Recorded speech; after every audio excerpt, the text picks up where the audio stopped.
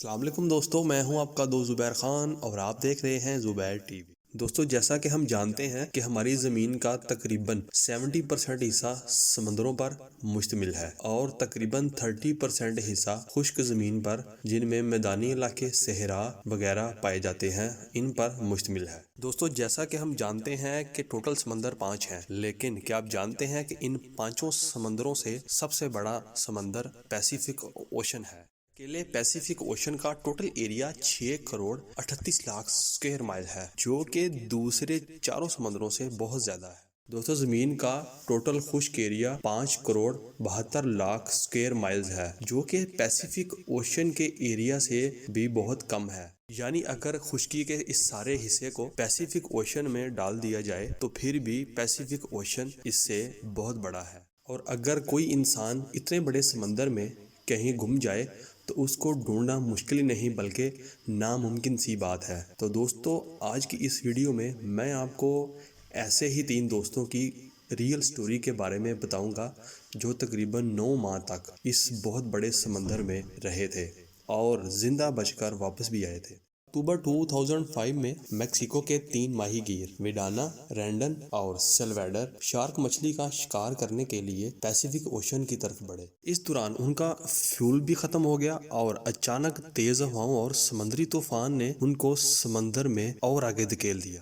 تیز ہواؤں اور اونچی اونچی سمندری لہروں کی وجہ سے ان کا ریڈیو سسٹم تباہ ہو چکا تھا اور ان کے گھر والے کئی ہفتوں تک ان کو ڈھونڈتے رہے، لیکن ان کا کوئی اتا پتہ نہ چل سکا۔ جیسا کہ آپ جانتے ہیں کہ سمندری پانی تو بہت زیادہ نمکین ہوتا ہے، اس لیے ان تینوں دوستوں نے بارش کے پانی کو پلاسٹک کی بوتلوں میں جمع کر کے پیا اور کھانے کے لیے کچی مچھلیوں، کچھووں اور دوسرے سمندری پرندوں کو جو کہ ان کی کشتی کے اوپر آ کر بیٹھتے تھے، ان کا شکار کیا اور زندہ رہنے کے لیے ان کا کچا گوشت اور خون پیا۔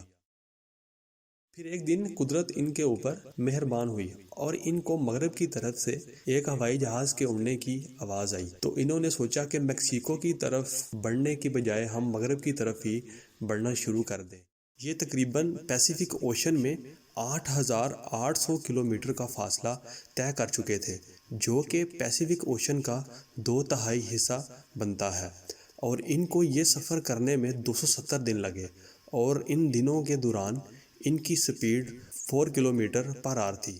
270 دنوں کے سفر میں انہوں نے اپنے کمر کے ساتھ رسیوں کو باندھ کر سمندر میں چھلانگیں لگائیں اور مچھلیوں کا شکار کیا، اور ان مچھلیوں کو کچا کھا کر 9 ماہ تک یہ زندہ رہے۔ 9 اگست 2006 کو ان کی کشتی تائیوان کے ماہی گیروں کے جہاز کے ریڈار پر نظر آئی۔ جہاز کے عملے نے ان سگنلز کی تحقیقات شروع کر دیں اور تقریباً 2 بجے ان پھنسے ہوئے تینوں ماہی گیروں کو ریسکیو کر لیا۔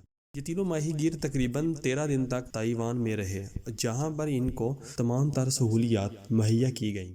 پھر ان کو نیوزی لینڈ میں موجود میکسیکو کے سفارت خانے کے حوالے کر دیا گیا، اور اس طرح یہ تینوں ماہی گیر 27 اگست 2006 کو اپنے گھروں میں واپس آئے۔ اس کے بعد ان تینوں ماہی گیروں پر ڈرگ سپلائی کا الزام بھی لگا، جس کو انہوں نے ماننے سے انکار کر دیا۔ امید ہے دوستو آپ کو ہماری یہ ویڈیو بہت پسند آئی ہوگی۔ مزید ایسی ہی اچھی اور حیران کن ویڈیوز دیکھنے کے لیے ہمارے چینل کو سبسکرائب کرنا مت بھولیے گا۔